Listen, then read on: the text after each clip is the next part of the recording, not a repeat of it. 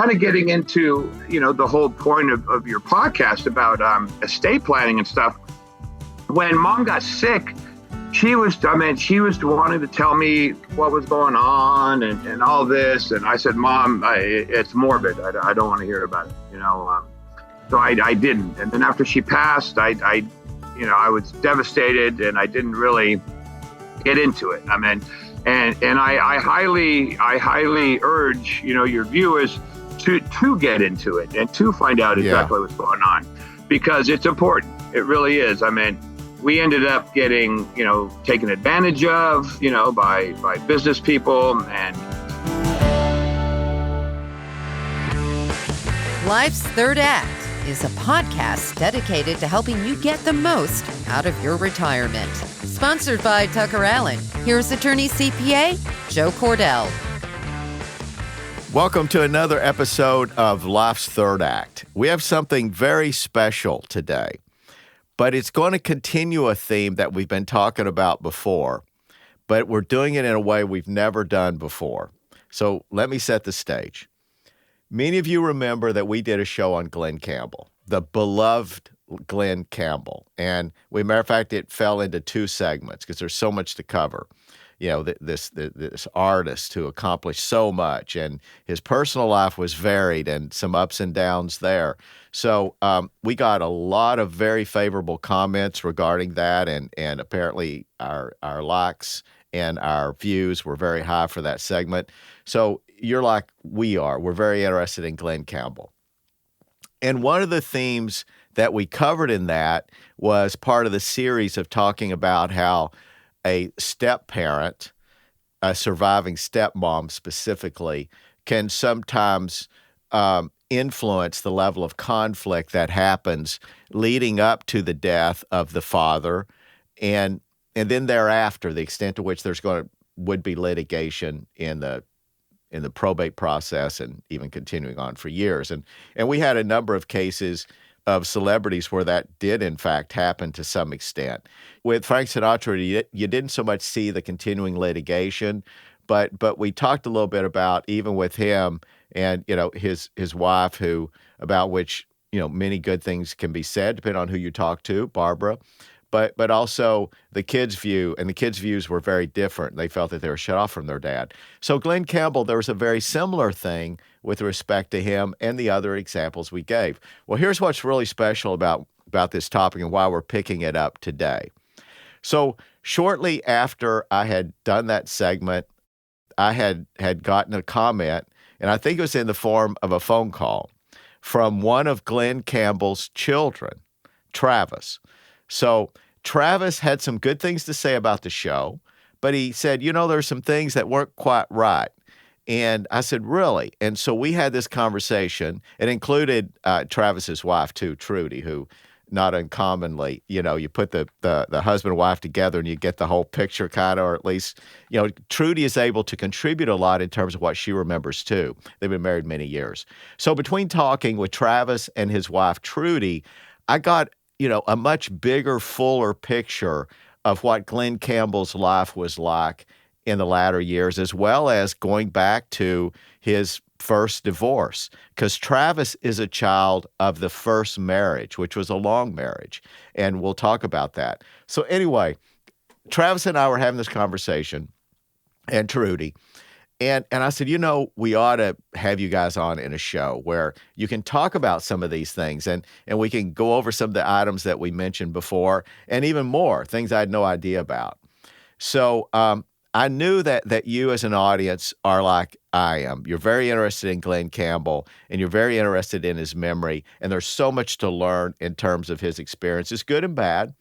And so fortunately, we have today, as you've probably guessed by now, we have Travis with Trudy, who have agreed to come on and talk about their experiences.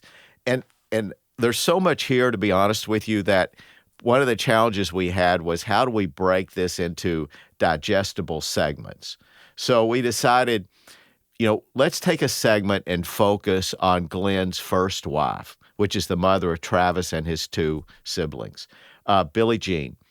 And, she was this incredible person, and this was a marriage that lasted, 17 years or so, 16 years. And I felt there's a lot to learn, even looking at it from both the standpoint of Glen Campbell and his background, his family, but also from the standpoint of what this show really is about, and that's to learn as well as entertain. And I think that there are some very interesting things we can learn about this saga of Glen's life and getting a perspective that we wouldn't otherwise have. Now, in fairness, I'm going to invite, though I don't expect a response, but I want to invite others on, for example, Kim, who I think is a surviving spouse. I don't expect Kim to respond to an invitation, but I want my audience to know that I am fair. And if Kim, who's the surviving spouse of Glen, has anything to say about this, we would be willing to hear it. So from the audience standpoint, I want you to know we're not ruling out the other side of the story, but I do feel that the perspective I get from the children is often pretty fair, and especially given the theme that we've talked about. And with Travis, I'm very impressed.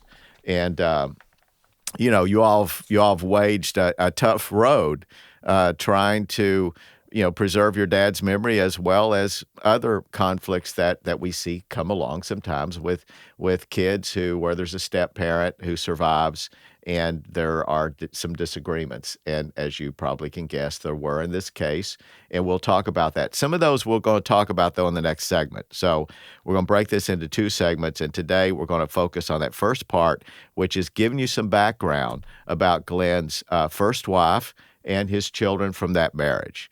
So how's that for a good setup, Travis? Trudy, that's fantastic. Fair? That was great. I am impressed. Okay, well, I think that what we ought to start with is give us some background. So, Travis, you're the oldest son, Correct. And you have a sister who was born, and this is Kelly. She was born when? About in the early 60s. I'm 4 years older than Kelly. You're 4 years younger than Kelly. See the reason we have Trudy on the show? 4 years younger than Kelly, Yeah, and you- then you- my brother Kane is 4 years younger than me. Okay, and it was in, I think, 59 that your parents married. Is that correct? Around 59. 59? 59, because he was married to Debbie's mom first, and then had Debbie, and then I think it was 59. Then they moved to California. Yep. Okay, and then they were married up until 76.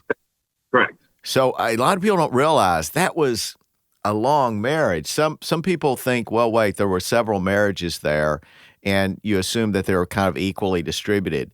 I mean, this was the marriage that really was in existence during the bulk, depending on who you ask. If you ask me, and probably if you ask you all, during the best years of Glen Campbell in many ways. Certainly most of his hits occurred in that period, right? Sure. They met in Albuquerque, New Mexico when Dad was playing in clubs there. And then they ended up getting married there, and then they moved to Los Angeles. And Mom, worked, a normal job since I believe she was a bank teller for quite a while. And then Dad did, he didn't get into studio work right away, but he eventually became part of the Wrecking Crew, which is one of the most in-demand studio musicians, group of studio musicians there in Los Angeles. And one thing that people might not realize is that Dad, he was one of the most in-demand studio musicians, there in Los Angeles. He could read sheet music and chord. I mean, he could read chords and charts, stuff like that, but he couldn't read sheet music. He played by ear. And it's very rare for a guitarist to be one of the most in-demand studio musicians who just plays by ear. Yeah, he had a gift. He had a gift. And for people who want more on that subject, you definitely need, if you haven't seen the first episodes relating to Glen Campbell, we spend a little more time with that. But I'm glad you threw that in, those years as a studio musician. And incidentally, he wouldn't have been making a ton of money then, would he?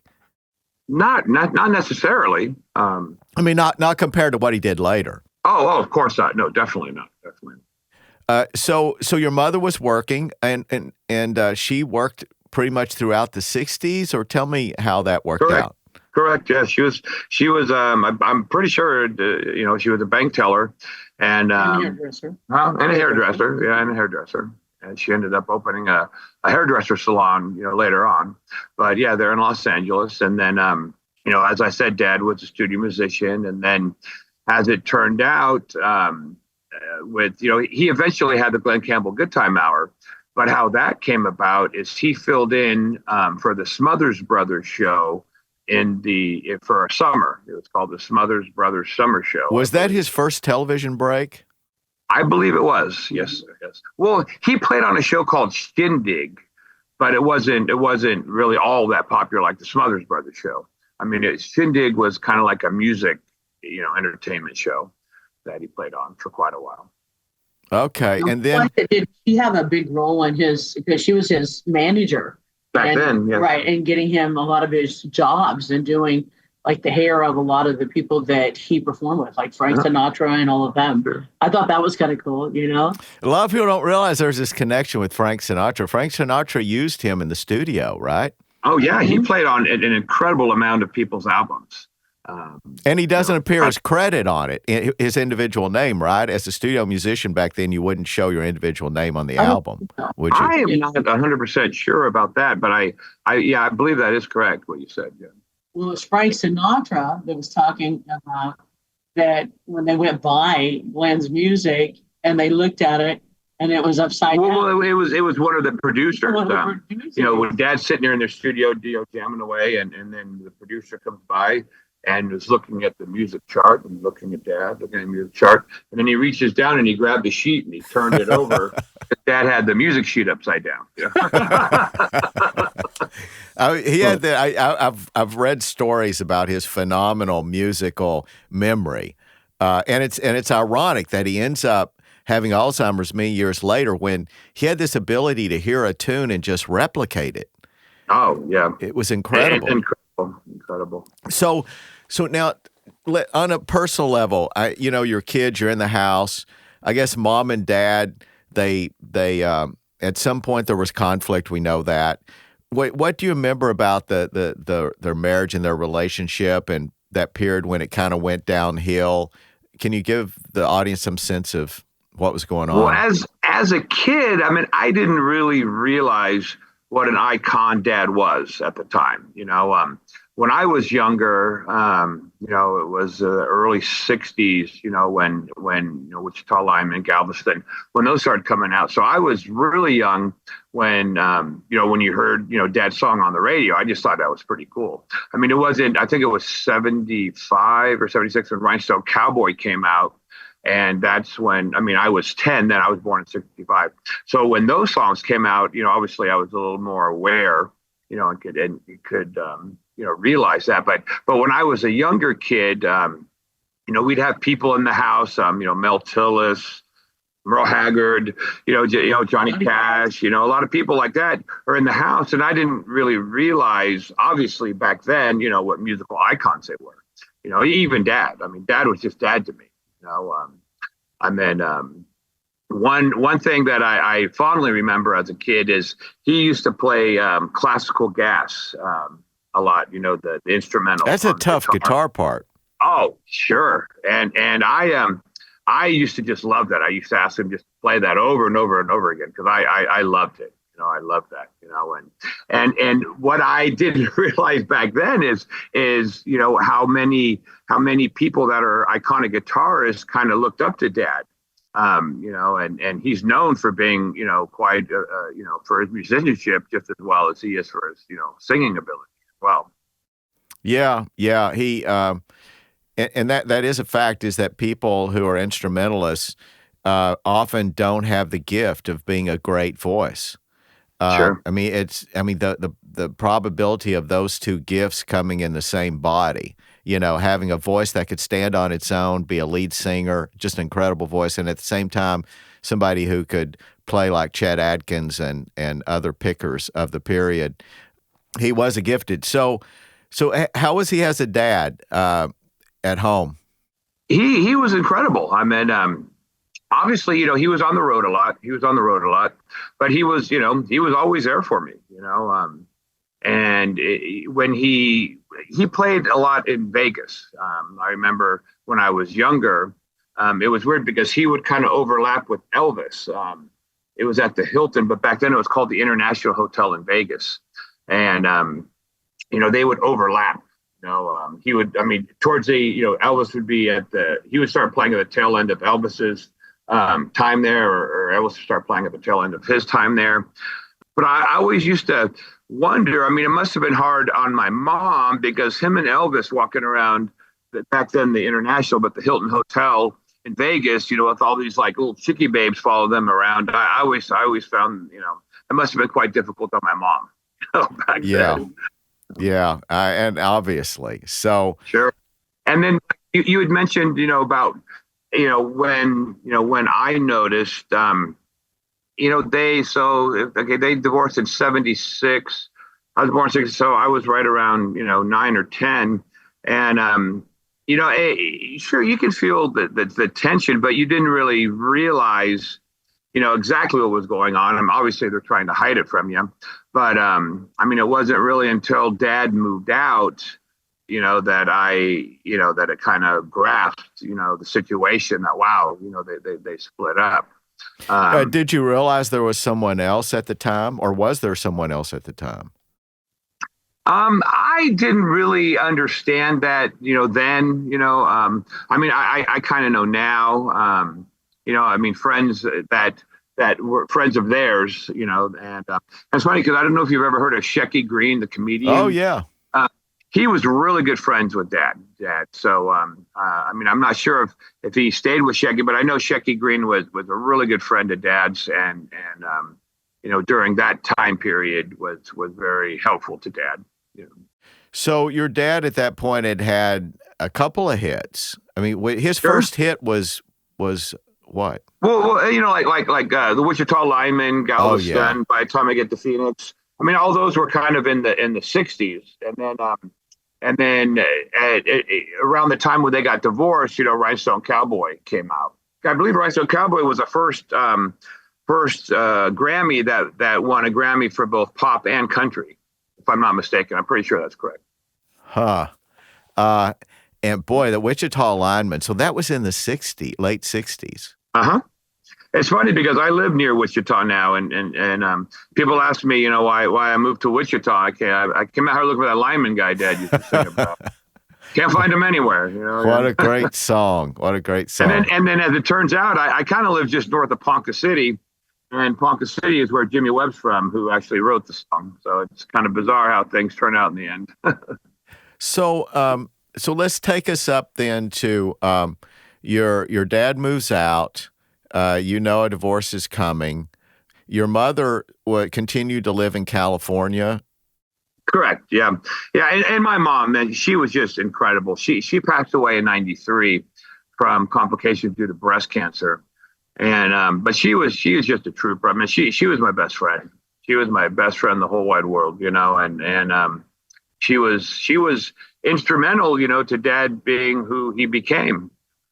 She believed in him, and she, like I said, I don't know exactly, way back then, but it was because of her getting a normal job that Dad was able to, to go out and pursue the jobs that he got at the beginning. Eventually, once the money started coming in, she was able. Did your dad continue to maintain a cordial relationship with your mom up to her death? They spoke, and I know my dad was affected when my mom passed away.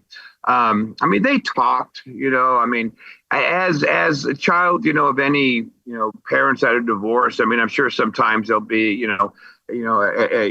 superlatives that were spoken about the other, but I guess that's natural, but they spoke, and I know that they loved each other, to the end.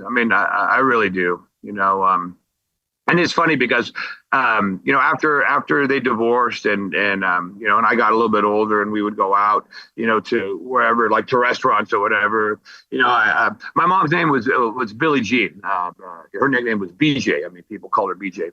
And, when her and I were out in public, I was not to call her mom. It was either sis or BJ, That's interesting. And also another thing I wanted to mention is she was very philanthropic. Towards the end of her lifetime, she was friends with Mother Teresa. He would, she actually went to India several times with Susan Stafford, who was a very good friend of hers. Susan is, she was the original Wheel of Fortune lady prior to Vanna White. And Susan's still a real good friend of ours. She has a ministry in Las Vegas. But they'd go to India, and instead of like donating money, they would try to have like dormitories or showers or stuff like that, something constructive, done, right, rather than just giving money. But she was very, very philanthropic. So your mother, Billie Jean, had strong religious faith? Oh, of course. Both. And also, with my dad, my dad was pretty much like the Southern Baptist. I kind of grew up Catholic. I was an altar boy, when I was younger. So wait, now let's go back a little bit. How were you Catholic? Was Billie Jean originally Catholic? I don't know if she was Catholic as a child. My sister would know, but I always went to Catholic high schools, Jesuit high schools, and the churches that we attended when I was a kid were Catholic churches. I graduated from Loyola Marymount there in Los Angeles, and she became friends with Father Herbert de Sousa. That's how she kind of got involved with India and meeting Mother Teresa. But and again, like I said with my dad, they were basically Southern Baptists, and so on both sides, they were very, very spiritual and God-fearing people. Yeah. Hey, I'm going to tell you something. One of the things that I thought was very interesting was with Billie Jean and her management skills. For example, I think it's a really amazing story. Remember the Bionic Woman? Oh, yeah. Lindsay Wagner. Yeah, Lindsay Wagner. Yeah. That was his babysitter. And apparently Billie Jean had sent her to go down and do an audition for that. So I thought that was amazing. And then Lee Majors, remember him? Yeah. $1 billion man. And Travis tells about him being up playing tennis over their place. So I thought it was very interesting how many people that she had promoted and got their careers off the ground. So, and Lindsay Wagner being his babysitter. Yep. So she continued to hold committed to her religious faith. That's of interest to me. Maybe not as much to some of our audience. Actually, she didn't get baptized until towards the end of her life. When she had cancer. With us children, she thought that we should decide for ourselves, when to get baptized and what religious faith to follow. She kind of thought that to baptize a child, obviously she wants them to, God forbid they were to pass away to be with the Lord. But, it was actually Father de Sousa who baptized Mom towards the end of her life, when she was kind of passing away. And she actually passed away at Marilyn Ball's house, who's Lindsay Wagner's mom, on the beach there in Malibu. Kind of weird because the day she passed, a big storm came. It was rough. They had to work hard to get her out of there. Man, so how old was your mother then? I guess we can do the math. 53. Yeah, I believe 53. she's 53. Yeah. She was born in 39 and passed away in 19. That seems so young to me. Tell me about it. My sister, when she got into her 50s, she was very fervent about making sure she went to the doctor and all that kind of stuff. And the cancer, it was breast cancer. Yes. She was from Carlsbad, New Mexico. I have a lot of cousins and stuff that had passed away in Carlsbad. Carlsbad, New Mexico is very, very close to White Sands. White Sands is where they tested the nuclear bomb.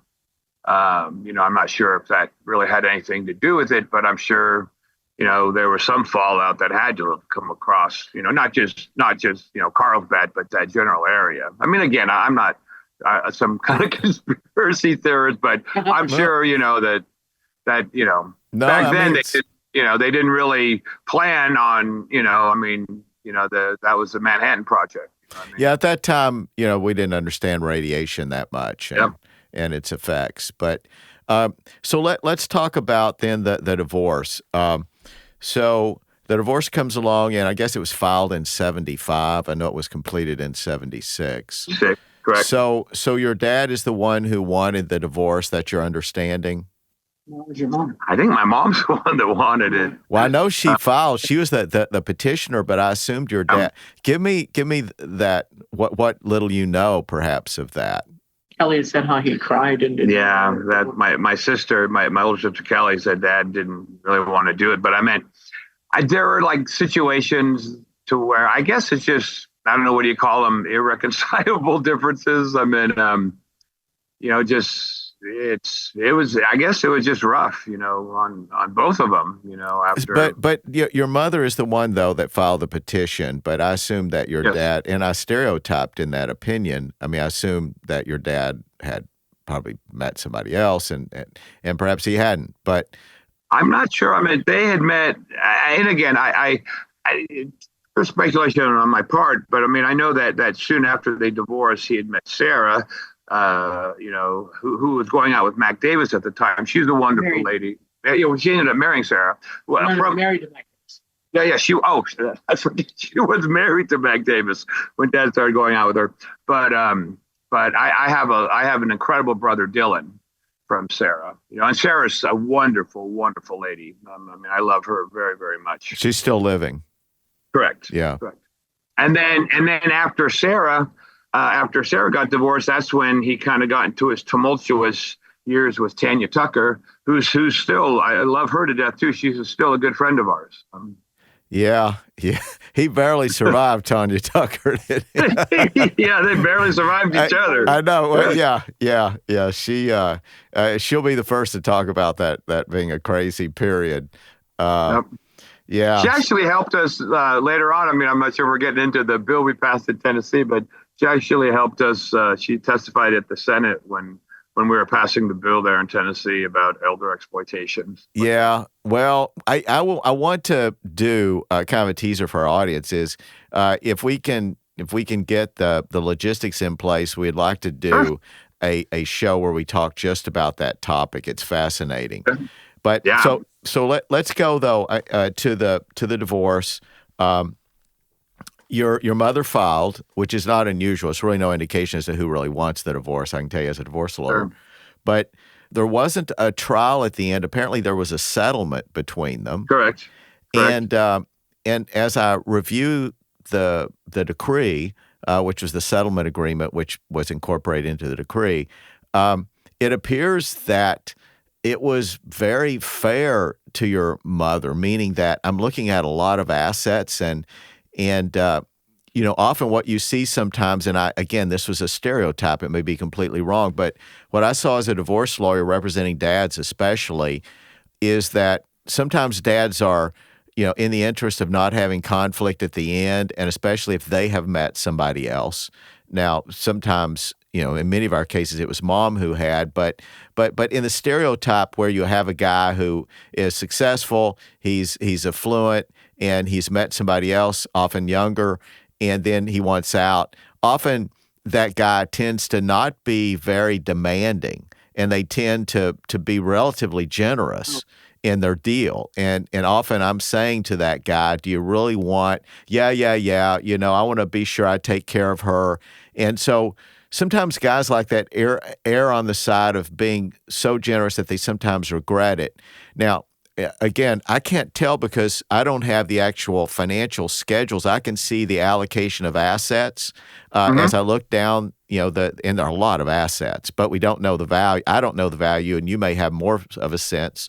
But there's a lot of properties listed and a lot of companies listed. And of course, we will talk more, if not in this segment, in the next segment, about intellectual property, which is a central feature among other assets that were on that list.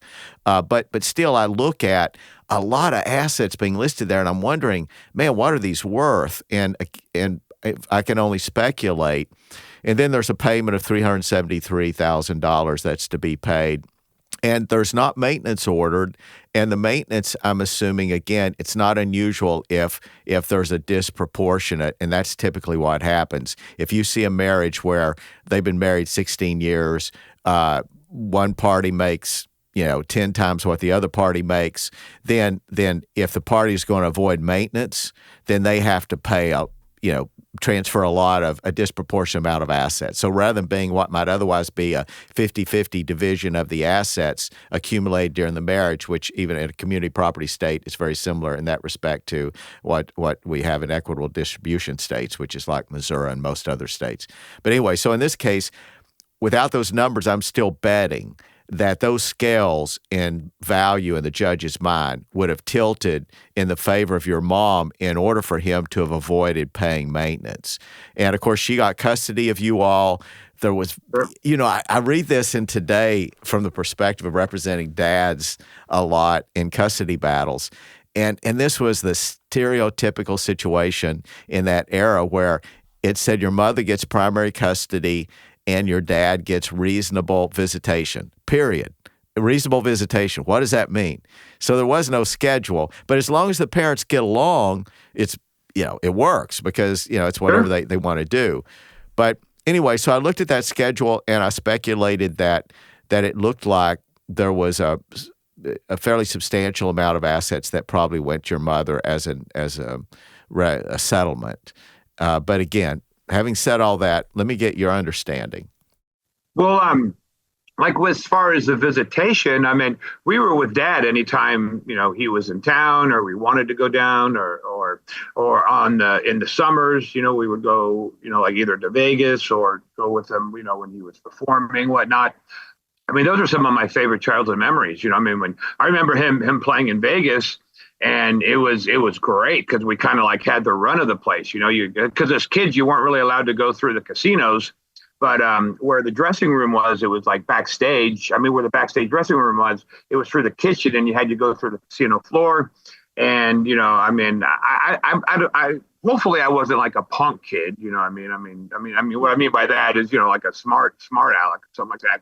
But I mean, I know several times where I got stopped and I said, no, I'm going backstage to the dressing room. And I remember as a kid, there would be slots kind of near the kitchen or near areas where, you would go backstage. And I remember I'd put some quarters in and pull them, just to play them. And obviously you weren't allowed to. And I remember a couple of times it went off, but we couldn't collect. We'd have to go scooting off, let someone else collect on whatever was coming out of there. But it was a lot of fun. Well, and Las Vegas wasn't that far from LA. So when he was there, I guess it was easy for you to go. We went there all the time, and I mean, this was prior to the divorce. My mom was out there a lot there in Vegas as well, and then after the divorce, getting back to my mom a little bit, she was very athletic. I played baseball, and she loved playing softball. We played slow pitch softball, and she was a pitcher. With the higher. I'm not sure if you're familiar with that, but we ended up winning the San Fernando Valley championships in C League softball, which in the championships it got pretty intense. I mean, because you'd get these big old boys that played some college baseball that were there playing C slow pitch softball. And then, we got pictures. She was very proud of that, very proud of that. So now, and we're going to talk more about that period after the divorce. Okay. But in terms of the divorce decree itself, it seemed to leave your mother pretty financially secure. Is that your understanding? Okay. I'm sorry. That's what your original question. Does that have to do with community property?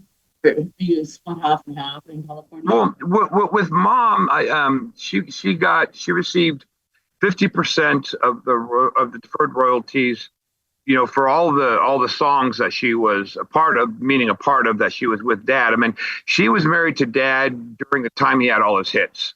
I think the only song really that came out that was a hit that she didn't receive royalties on is Southern Nights. And I think you told me a story where if the divorce had been delayed. If the decree would have been signed 3 months later, she would have gotten a part of Southern Nights. 3 weeks later, she would have gotten a part of Southern Nights as well. But I mean, I don't know. A lot of people. I mean, she was always proud. I mean, it's not like she didn't want him to be successful, but she always used to say that he never had a hit after me. Well, sometimes the guys don't know when they have it good, but yeah, exactly. Exactly. And with regard to the fans, I mean, Mom treated Dad's fans like they were her own. I mean, Mom fully appreciated Dad's fans. She realized that the fans that Dad had, the lifestyle that they lived were due to Dad's fans. Like at the Glen Campbell Good Time Hour, there were people there that became lifelong friends of ours that she actually let babysit us, when we were there. And Mom was always good to the fans, always. So let's pick up then after the divorce. Your mother continues living in L.A., is that correct? Yeah, she lived there till she passed away. The house that she ended up passing away in, they lived in the Hollywood Hills. Just off Lookout Mountain, kind of that's, Crosby, Stills and Nash, Alice Cooper. I mean, that's kind of where everybody lived. And then they lived on Allenwood Drive. But then kind of like after Rhinestone Cowboy or right around that time period when Dad started, doing well, they ended up building a house on the very top of the hill on Edwin Drive. And that's where Dad lived a little bit. I mean, for a while. I mean, supposedly that's kind of what kind of threw a monkey wrench. I mean, her mom building the house. I mean, her preoccupation was the house, and she was very excited about building the house. And then subsequently, as it turned out, they had to reg-tag the house because part of it fell on Mulholland Drive during these past rainstorms this past winter that were real bad. It slid off onto Mulholland Drive, and they're in the. You mean recently? Yeah, yeah. So now, so where did your mother stay then after the divorce? On the house, and we call it the Hollywood Hills house, which is at the very top of Edwin Drive. Okay, all right, and she stayed there until when? The very end? Until she passed away. Yeah, until she. Yeah, that's where she lived when she passed away. But she actually passed away at her friend's house, Marilyn Ball, who was Lindsay Wagner's mom. Okay, that's what. Yeah. So and this was a big house. Oh, huge! It was 17,000 square feet. 17,000. Yep, and on 7 acres at the very top of Mulholland. If you want, I have some pictures. I can send if you do like a montage during the show. Real life. They filmed the surreal life there. They when back in the day they used it like as a location for filming. Like it was Heart to Heart was in it a lot. The show Heart to Heart, Quincy. I mean, they did a lot of shows there because it overlooked all of Los Angeles. It was a very unique property. What was that property ultimately worth? Do you know? I mean, I guess you said it slid down the hill. So I think now they were trying to sell it for $27 million, I believe. Yeah. Now, I mean, now that part of the. Well, yeah. Back in the day, because he was it was at the very, very top of Edwin. There was no one above you. I mean, no one could look down on you. And I believe one of the Saudi princes, I believe his name is Prince Fahd. I mean, I wanted to buy it back a long time ago, but Mom didn't want to sell it. That was her baby. And it's funny because they filmed the surreal life there. I believe in spirituality. I mean, I feel my mom all the time. And then it was funny because that was my mom's property, and in the surreal life, I don't know if you remember that show. No, I don't. Do you remember that, Justin? I haven't watched it. I've heard of it, but I haven't watched it. Go ahead. Yeah, like Flavor Flav, and I mean they had Ron. I mean she was very proper. My mom, let's say. I mean there was no nudity out by the pool, And anyways, they had like Ron Jeremy up there, and they had all these. You have to go back and kind of look at what Surreal Life was about. And then, anyways, they had Ron Jeremy and porn stars in the jacuzzi, and then I guess there was all kinds of weird things that were happening, like things were falling off the roofs and things were getting moved around, and Ron Jeremy. yeah, and inside the house, and then they thought it was haunted, and it's funny because I'm sure my mom couldn't stand them being in there. And then so they created this like canopy thing out on the tennis court, because no one wanted to stay in the house anymore. They created this thing on the tennis court, this big old canopy. And then I guess a big gust of wind came and knocked down the whole canopy. But I guess what they didn't realize is, the tennis court was my mom's favorite spot in the whole house because she played tennis all the time. But I mean, again, I mean, that's, I don't know if I believe hauntings, but I do believe in spirituality, and I feel my mom every single day. So, and it sounds like she's an impressive lady. So, you all sold the house after she passed away in 93, is that correct? We don't know for sure. Well, I honestly, I don't really know exactly. I mean, I still don't. I mean, at that time period, I was crushed. And then kind of getting into, the whole point of your podcast about estate planning and stuff. When Mom got sick, she was wanting to tell me what was going on and all this. And I said, Mom, it's morbid. I don't want to hear about it, So I didn't. And then after she passed, I was devastated and I didn't really get into it. I mean, and I highly urge, your viewers to get into it and to find out exactly what's going on, because it's important. It really is. I mean, we ended up getting, taken advantage of, by business people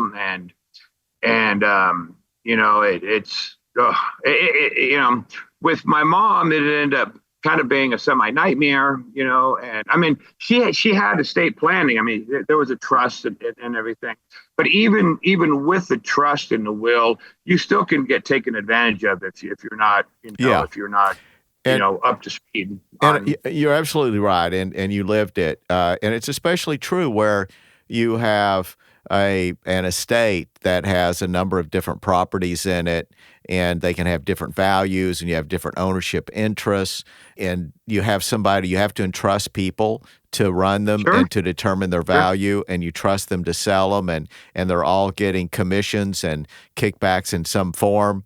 It invites a lot of what's the word? Yeah, well, always remember, even if someone's supposed to be a fiduciary, they're not always acting as a fiduciary. Exactly. Well said. And so let's talk quickly about the will, and then I want to go back a little bit and talk about some of her last years. So she, as you point out, she was very responsible. She did estate planning. She had a will. She created a trust. And so that prevented a lot of things from going through probate that otherwise would.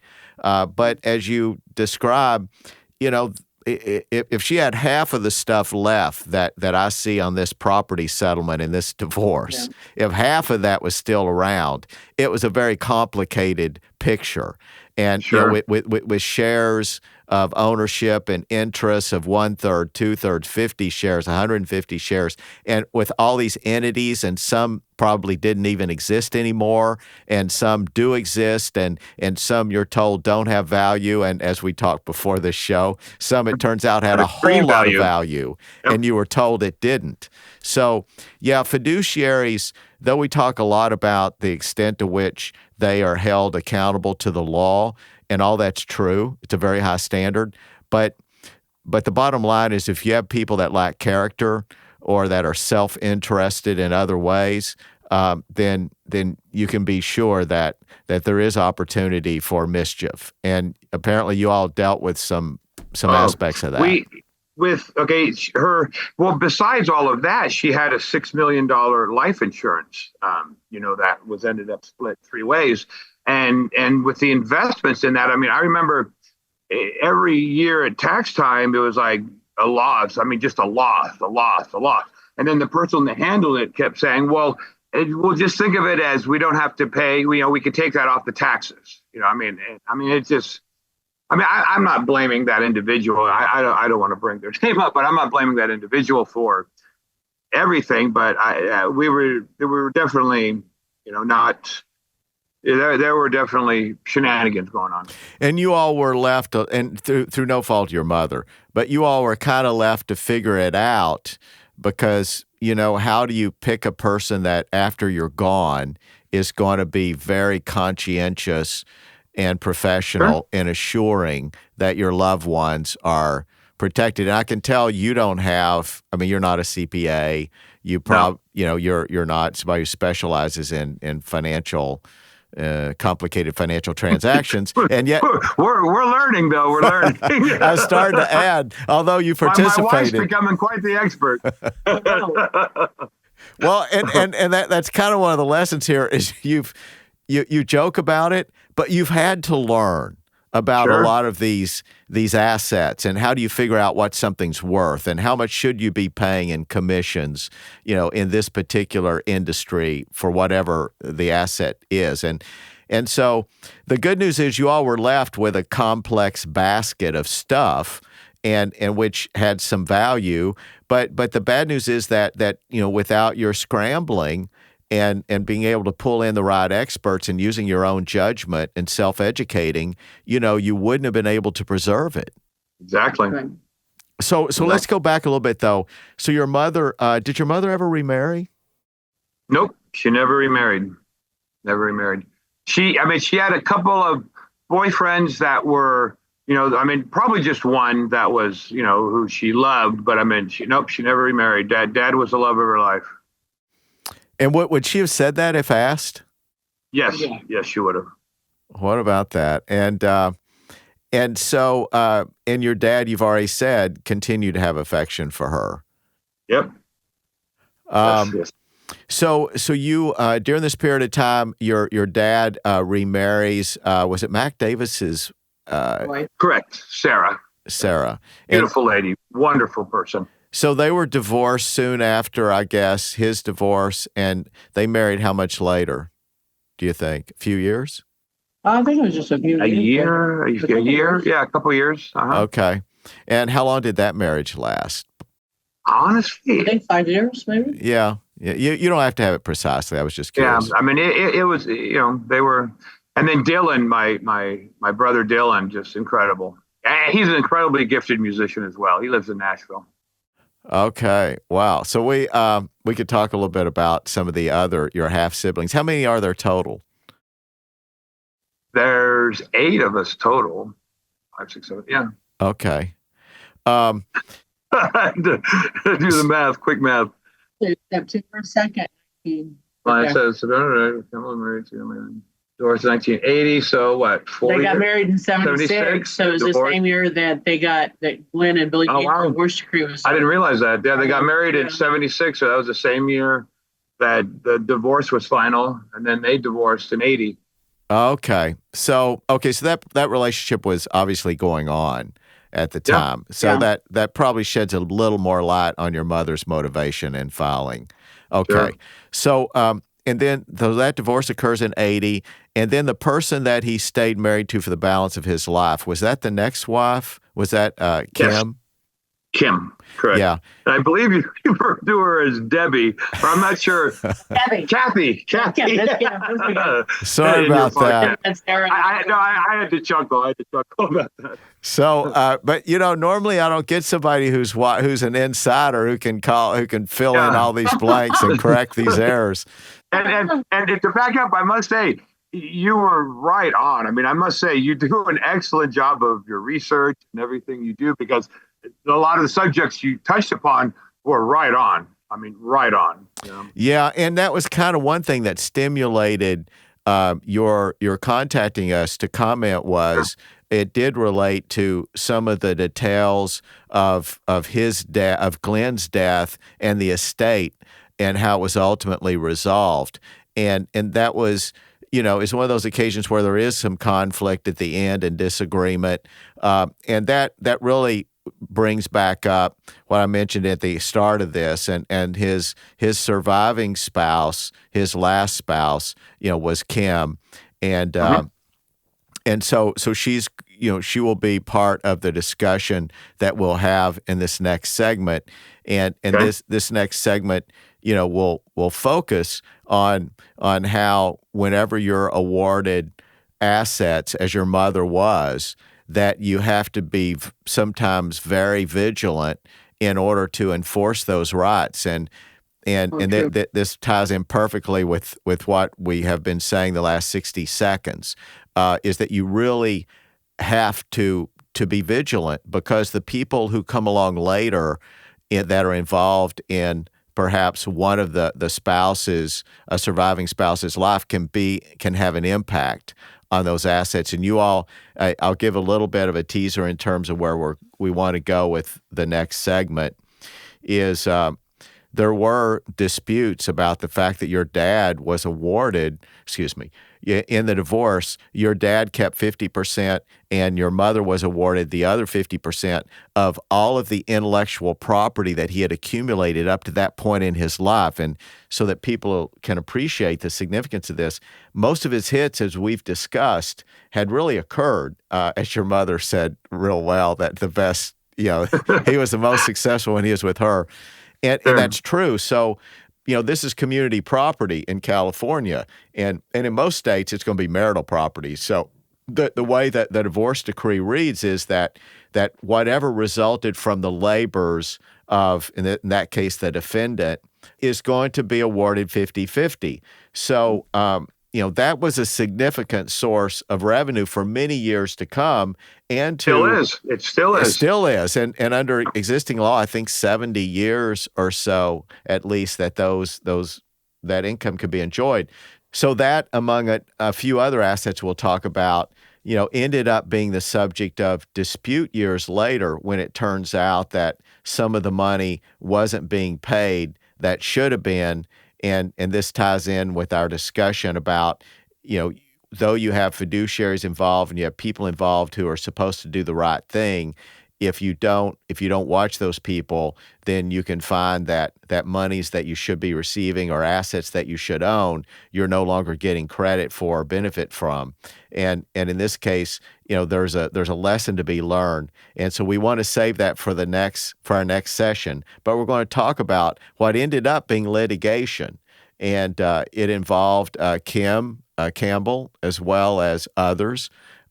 So I want to be fair to Kim, the surviving spouse, who I've not talked with, but at the same time, I want to feel free to present the facts in this, and we want to go to the court documents themselves and kind of look at what happened. I think you'll find this not only very educational, but also very interesting about somebody whose family, somebody who we very much respect, and their family, and kind of the dynamics that can go on when you have subsequent marriages after a divorce. Sure. Something that just transpired recently was with Sonny and Cher. I'm not sure of Sonny's current wife. Is it Mary Bono? Mary Bono? Yeah. I guess Cher had to file litigation against Mary Bono with exactly pretty much the same circumstances, as what's going on with us. Yeah. Sonny died what year?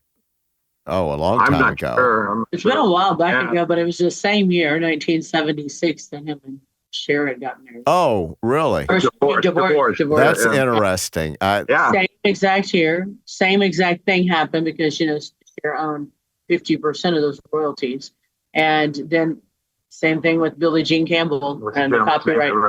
Peter Anderson is who we talked to. He was the one who won everything. Won the lawsuit for Cher, the copyright recapture. Regarding copyright recapture and a lot of other similar items. Yeah. Mm-hmm. Wow.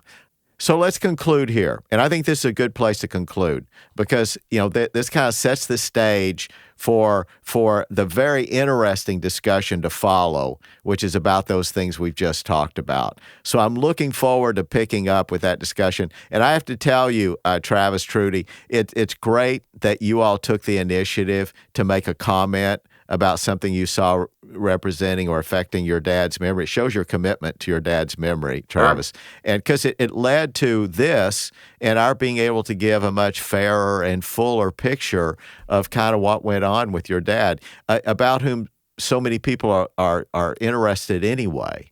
But there is an opportunity to learn as well. So I appreciate it. I'm looking forward to our getting together again. Thank you.